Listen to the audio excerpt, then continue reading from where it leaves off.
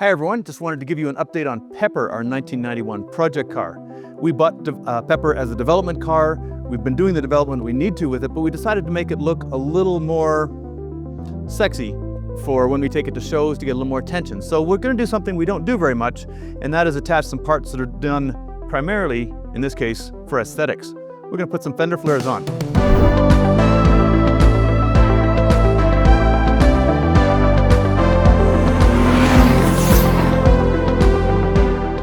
I'm going to show you the process that we're using to do this. Point to this side, you'll see what's going on. Now there's two reasons to put flares on a car. One, which we've always used in the past, is because you need to cover over extreme amounts of rubber. If you're trying to run a very wide wheel tire setup, something that won't fit under the stock fenders, that's when you need flares to cover them up. The other reason to put flares on is because they look great. Everyone loves the Widebody, and that's what we're doing here. So we chose our flares first. In this case, they're from Carbon Miata. They're about 1 inch flare in the front, and I think they're about 2 inch in the back. And so the first thing we're doing is trying to see what we need to do to the wheels to fill those properly. Now these like wheels are designed with a 25mm offset. They will fit under stock fenders with a 205 with a little bit of rolling. That's how we're running on the other side. In order to fit these fenders, we're going to put a 1 inch spacer behind them. We're going to push them out, effectively pretend they're a higher offset or a lower offset wheel, push them a little further out. So what we've done as a first step is we put some spacers on to sort of simulate the new offset. And then we've located the flares in the right place just to make sure we're looking at the right sort of spacers, to make sure that we're looking at the right fitment. We're not quite there yet. We're going to make some adjustments to both the tire size and to the spacer setup, but that's where we're starting off. The next step we're going to do is make sure we have the clearance, and we're doing things already such as turning the wheels left and right, making sure we have enough clearance that we're not going to rub with this setup. And the next step will be to take the springs out, fully compress the suspension, and start identifying how much of the sheet metal underneath we're going to have to cut. Because once you start pushing those wheels past the stock body, you're going to have to cut some steel out of the way, and that's going to be our next step. So for example, on the fitment, one of the things we're going to do is we're looking at the back here. The wheel's a little more tucked than we ideally want. We could try to space it out further. That's a lot of spacer. But what we think we're going to do is we're running a 205 50-15 on this wheel right now. And on 8 inch, that's got a little bit of stretch. We're going to change this to a 225 45, which will give us an extra 10mm of tire width on each side. And we'll give a little bit more sidewall bulge, which, given the aesthetic that we're looking for, is appropriate. And that should give us a nice fitment that's fairly flush with the outside of the fender with this particular spacer. In the front, we're already pretty close to where we want to be. So in this case, we may end up running a smaller spacer. We'll put the 225s on here as well, because we can't bring ourselves to put a staggered setup on the car. We'll put the 225s on here as well. That'll bring it out a little bit, and if we need to tuck it in a little more, we'll drop that spacer down a little bit from, say, a 25 to a 15, and we'll fine-tune the fitment.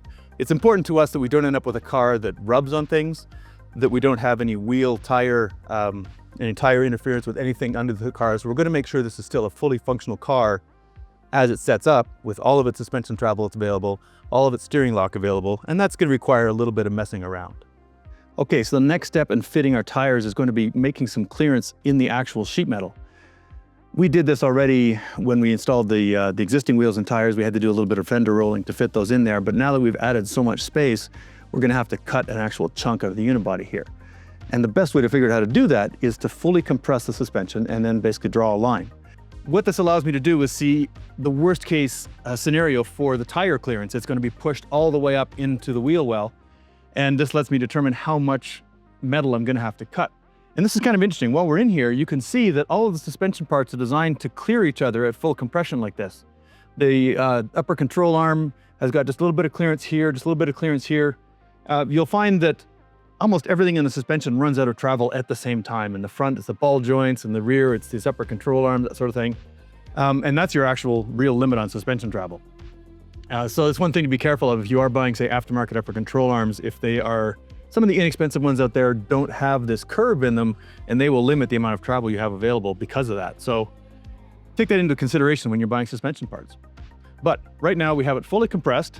Basically, I've got it on a lift, and I've got this support underneath to push it up. You can do this with a jack in your driveway with the car on jack stands. And this is maybe the extra attention to detail here. You could just put the flare on and then cut away everything that's covered by the flare, but we're gonna try to avoid cutting any more than we have to.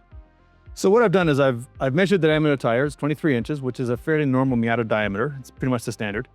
And I've attached this this meter, or this yardstick, to the arm so that it is giving me basically an 11.5-inch radius to this hole that I've drilled in the thing. I'm giving myself an extra ½ inch here as well, so I'm actually going for 12 inches, because that'll give me just a little bit of fudge factor. I can only put 1 G of loading into this thing with the jack. In real world situations, we could get 1 or 2 G pushing in there, so we'll give ourselves a little extra room. So now what I'm gonna do is just put my Sharpie through my hole and trace out, oh, come on, get all the way through my hole, trace out the radius of the wheel. So that's where our tire is gonna end up at full compression. So I'm gonna have to cut that out, otherwise we're gonna have interference when we go to drive the car. All right, so it's the same deal in the front. We've got the suspension fully compressed in here, and I will use my handy yardstick. This is a little bit tighter, so, whoop, come on. It's hard to get my Sharpie in far enough because of the curve of the fender. There we go, that's good enough. That'll give us an idea. This will obviously continue down this way. And that will tell us where the front's gonna cut. All right, now it's time to get out the Sawzall.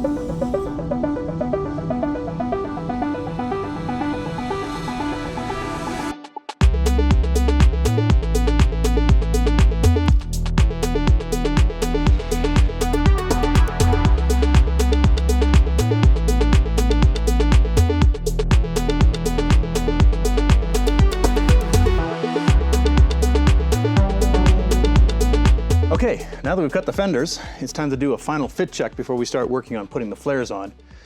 And that's gonna be, once again, fully compressing our suspension. In the rear, this is an easy check. All you need to do is just make sure it can turn. In the front, we have to make sure that we can actually reach full lock in both directions. This is easy enough to do if you, again, support it in a way that you can still rotate the wheel and turn the wheel. And in this case, I can tell right away that I'm hitting some of the parts of the fender back here. I need to give this a little more of a trim on this side. This is the drift situation where you're counter steering. This wheel is completely loaded up. It's unlikely to ever actually reach this particular situation, but we still want to make sure it's clear. Going the other way, there's a lip right between the fender and the front bumper cover that is getting tied up. So I need to trim that back a little bit more. There's a support brace that runs inwards from inside there. I'll have to make sure I relocate that as well, or at least get it out of the way so that this can turn all the way. And that's the idea, is just be able to turn the wheel all the way in both directions. Now you can see I've done the trimming on this side. I've had to take a little bit off the inside lip on this fender. That allows me to clear. Again, this is the drift situation. And I do get into a little bit of interference right here at full lock and at full compression, which again is an unlikely situation to come across. This is fully leaned over in drift, for example, or maybe a very extreme driveway. It would take a big hit to compress it this far, so I'm not gonna worry too much about that. I still need to do a little bit of trimming on the plastic on this side. Once I get it past that, I've got it nice and clear. It runs around smoothly, so that one's good once I get that last little bit of plastic trimmed on the front fender cover. I also relocated, you can look inside here, there's a blue cable, a blue wire harness. That is the airbag harness, and it was originally attached to the fender liner, which is no longer there, so I've had to re-anchor that and keep it up out of the way because we don't want our wheel interfering with any harness parts. So there we go.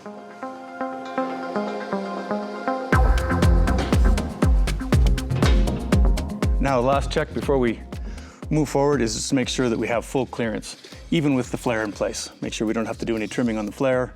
This will be the last time we'll check this before we start attaching the flare to the body. So this is our final fit check, and look at that, perfect at full compression. So one thing about the rear quarter panel of Miatas, the fronts are easy, it's just the fender is just a single sheet of metal, but the rears are made of multiple layers of metal. And that's because this is a structural element of the car. This is the rear unibody. And the outside skin, very light, very flimsy. The inside is solid. So we don't want to just leave this as is, because one, we'll get water and debris in there, and that'll clog up with things. We could just put silicone in there, but we want to join these together for structural reasons. So what I'm going to do is just close up this gap. You see the gap there, using a fender roller. And then we'll just tack weld it together, and that will give us our structural strength back. So these fender rollers are wonderful. We use them all the time. They're not very expensive anymore. When they first came out, you could only get them from a couple of sources, and they were quite spendy. But now, it's a very common tool in our shop. There, you can see as I did a whole video on how to roll fenders. You can check that out on our channel. But there you go, we're closing up that gap. And pretty soon we'll be at a point where we can just make that together without deforming either fender.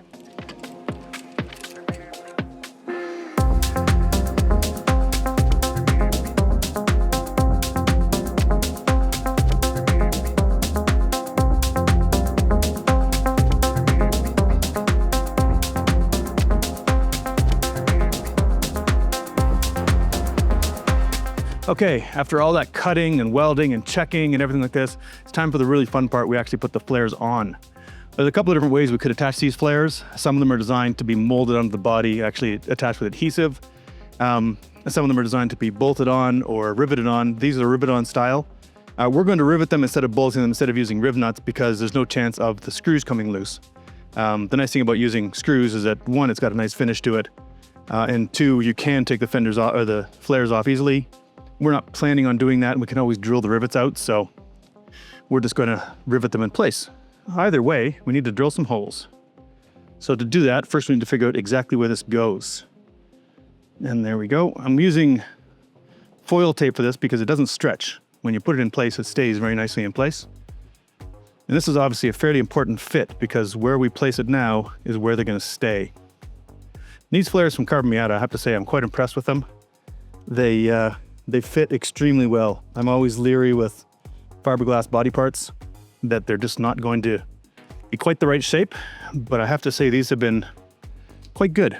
This might take a couple of tries until you get the actual perfect location, but that's okay. That's why we're using tape and not rivets quite yet. These flares have little notches where the character lines are in the fenders, which makes it a little bit easier to line them up perfectly. There we go, look at that. That's where they'll go. See a little more tape to make sure they stay. There we go. I think we're looking pretty good here. Hey, get back where you belong. All right, one more piece, and then we'll start drilling some holes. I'm gonna use 1/8 rivets. If I decide I want to go with 3/16 later, I can always make the holes bigger. It's much harder to go the other way. So this is just a matter of being very careful not to let the drill slip.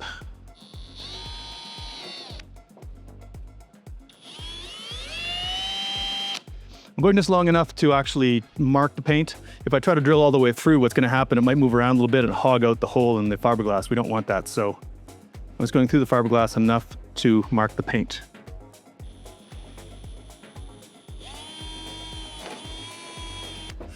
One thing that's become clear as I'm doing this is just how floppy this fender has become from taking off the lip. It's less of a problem in the rear, but you realize how much of the strength of this fender comes from that lip folded over, and also how non-structural these fenders are in the first place. Okay.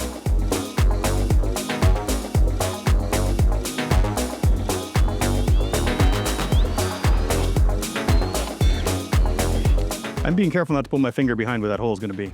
but you can see why I have to do it. Look at how flexible it is. All right, one more to go. Okay, now if we wanted to put them on the car in bare fiberglass, now I would just get the rivet gun out and start riveting. But we're gonna take these off later and paint them, so I'm gonna use one of my favorite tools. That is the Cleco fasteners. These are Clecos, these things are great. They're basically little temporary rivets. Put them in the special pliers, and when I squeeze them, they extend and contract a little bit. And then when you let go, they open up just like a rivet does. And this means that you can put parts on, line them up, the hole. There you go, temporary rivet. If you're ever doing big body panels, if you're doing flares, if you're doing like floors on an exo set, these things are the bomb. Look at that. They come in different sizes. They're not that expensive. And obviously they're multi-use. I can use these over and over and over again. This set's pretty new, but we've been using these at Flyin Miata for, I think we got them to do our Westfield way back in the day, possibly earlier. And there we go. Ready to go. That is a beautiful fitment. Well done, Carbon Miata. And let's go do the same thing on the back.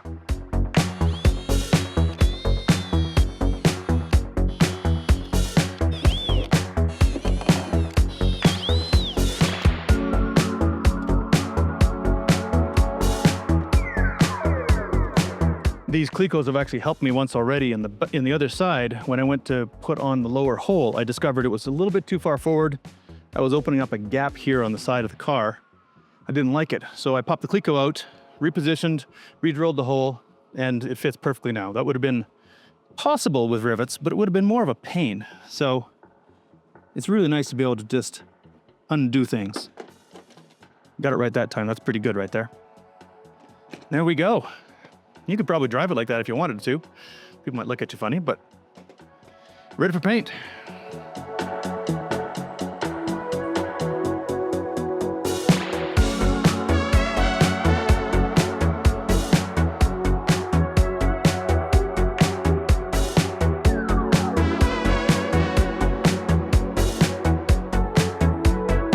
We've got the flares back from the paint shop. They're beautifully color matched.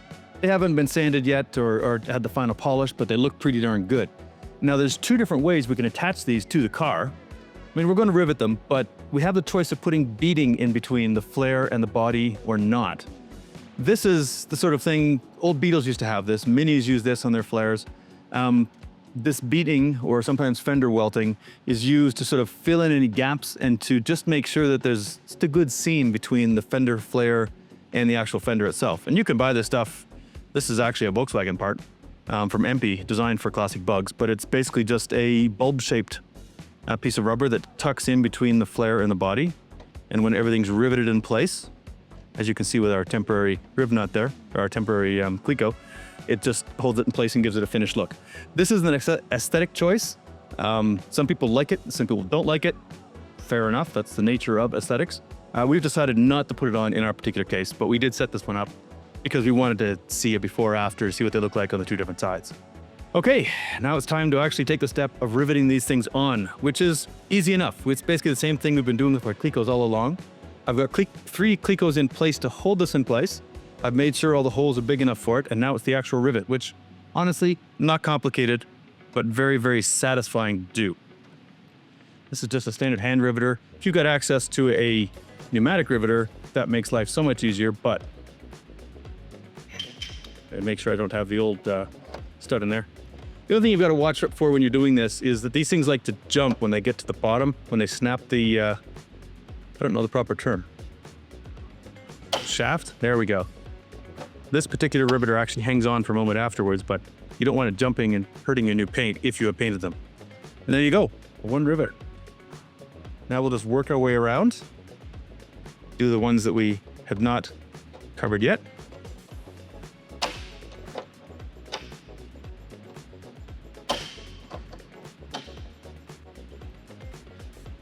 I'm using aluminum rivets here so they don't rust in the future. Thought about using black ones because it would look good, but Yeah, I don't want them. Black would look good immediately, but the aluminum ones will look good much longer.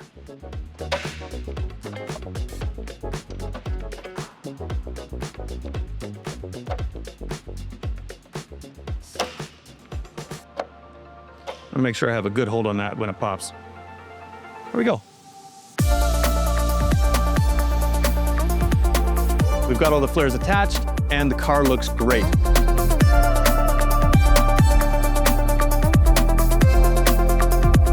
The nice thing about this, it was a lot of work to get here, but because of all that work, we've got a car that we can use full steering lock. We can turn the wheel all the way both directions. It's no worries when we're trying to maneuver it around.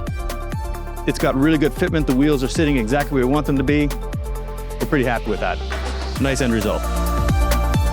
Thanks for joining us on this particular journey. This has been a good project.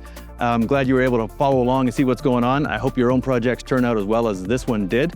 If you enjoy this sort of stuff, make sure you subscribe to our channel. We do lots of videos of all sorts of things, and throw any comments in the comments, and throw us a like as well, because hey, they're like wheels.